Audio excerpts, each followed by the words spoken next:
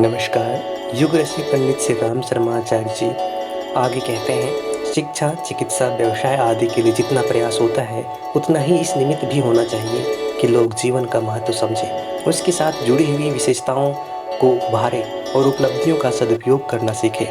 यहाँ एक भारी कठिनाई यह है कि वैसा ना तो कहीं वातावरण है और ना प्रशिक्षण। यहाँ तक कि ज्ञान और विज्ञान के क्षेत्रों में जहाँ असंख्य विषयों पर भारी अनुसंधान, प्रयोग, परीक्षण होते रहे हैं, निष्कर्ष निर्धारण प्रस्तुत किए जाते रहे हैं, वहाँ जीवन साधना के संबंध में नहीं के बराबर खोजबीन हुई है।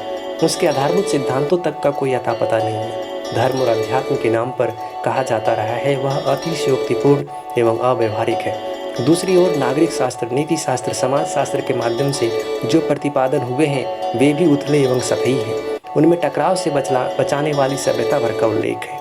उस श्रद्धा को उभारने वाली कोई सामग्री नहीं है जो उत्कृष्टता अपनाने के लिए अंतराल को बेचैन कर दे।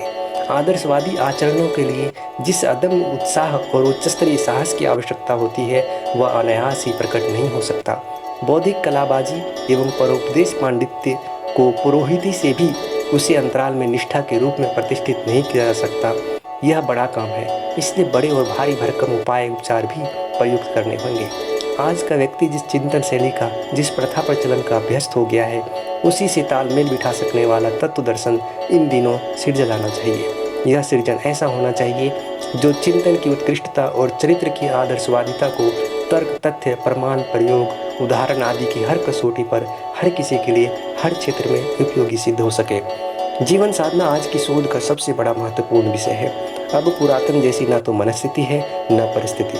शाश्वत सिद्धांतों को आज के परिवेश में किस प्रकार व्यवहारिक बनाया जा सकता है, यह असाधारण एवं अद्भुत कार्य है, क्योंकि विज्ञान, उद्योग, शिक्षा विलास, प्रचलन आदि ने मिलजुल कर जो माहौल बनाया है उससे एक प्रकार की नई संस्कृति ने जन्म लिया है। बहुसंख्यक लोग उससे प्रभावित ही नहीं अभ्यस्त भी बन गए हैं। यह जैसी भी है सामने है। इसमें विलासिता, अहमन्यता, अनास्था, उच्च श्रृंखलता, धूर्तता जैसी दुष्प्रवृत्तियों ने चतुरता और संपदा के समन्वय से कुछ ऐसा माहौल बनाया है कि इससे ना तो निगलती बनता है, न उगलते, न टूटती है और न छूटती। कुटिलता भरी दुर्भी संध्या रचने में इन दिनों की चतुरता ही प्रकारांतर से सामयिक सभ्यता के रूप में मान्यता प्राप्त कर रही है।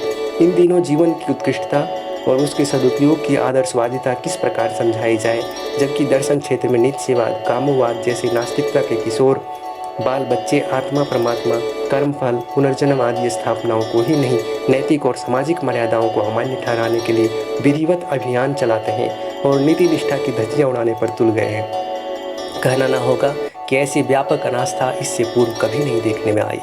इन दिनों जीवन दर्शन के साथ शालीनता के सिद्धांत को जोड़ने, उन्हें उपयोगी ही नहीं व्यवहारिक भी सिद्ध करना निश्चित रूप से टेढ़ी खीर है।